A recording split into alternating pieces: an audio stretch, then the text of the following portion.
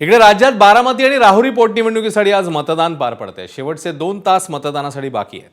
बारामतीमध्ये दुपारी 3 वाजेपर्यंत 40.36% मतदान झालं, तर राहुरीत दुपारी 3 वाजेपर्यंत 39.65% इतक्या मतदानाची नोंद पाहायला मिळते।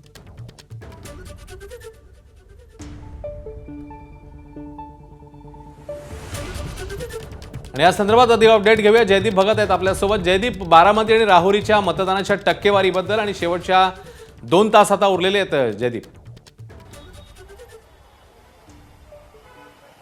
अगदी बरोबर आहे अश्विन, तू म्हणालास तसं अवघे 2 तास उरलेले आहेत। बारामतीमध्ये एकूण 23 उमेदवार रिंगणात आहेत। सुनेत्रा पवार यांच्या विरोधात 22 जण मैदानात आहेत। खरं तर ही निवडणूक औपचारिकता आहे। सुनेत्रा पवारांना भरघोस मतांनी निवडून आणण्यासाठी राष्ट्रवादीच्या कार्यकर्त्यांनी चंग बांधलेला आहे। 478 मतदान केंद्र या बारामती विधानसभा मतदारसंघात आहेत। 3,83,000 एवढे मतदार आहेत। जास्तीत जास्त मतांनी सुनेत्रा पवारांना कसं निवडून आणता येईल यासाठी जे आहे ते राष्ट्रवादीचे कार्यकर्ते या ठिकाणी पळताना पाहायला मिळत आहेत। लोकांना मतदान केंद्रावरती उन्हाचा तडाखा मोठ्या प्रमाणात आहे, तरी देखील हळूहळू या ठिकाणी जे आहे ते नागरिक आपला मतदानाचा हक्क बजावत आहेत।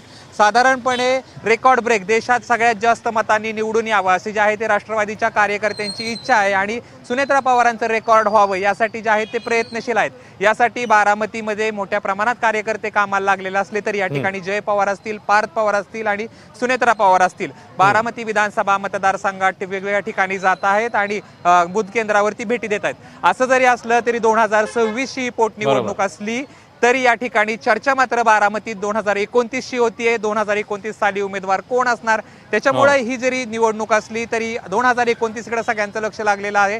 2029 मध्ये पवार विरुद्ध पवार पुन्हा एकदा होणार का असा प्रश्न विचारला असता रोहित पवारांनी ह्याचं उत्तर शक्यता नाकारता येत नाही असं सांगितलंय।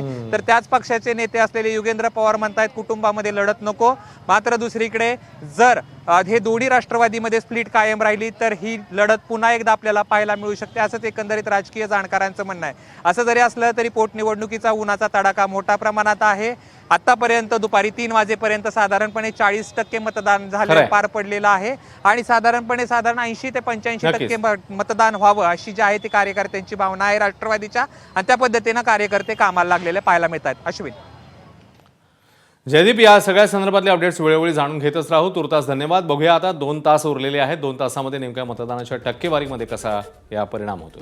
धन्यवाद जयदीप या सगळ्या माहितीबद्दल। एबीपी माझा, उघडा डोळे बघा नीट।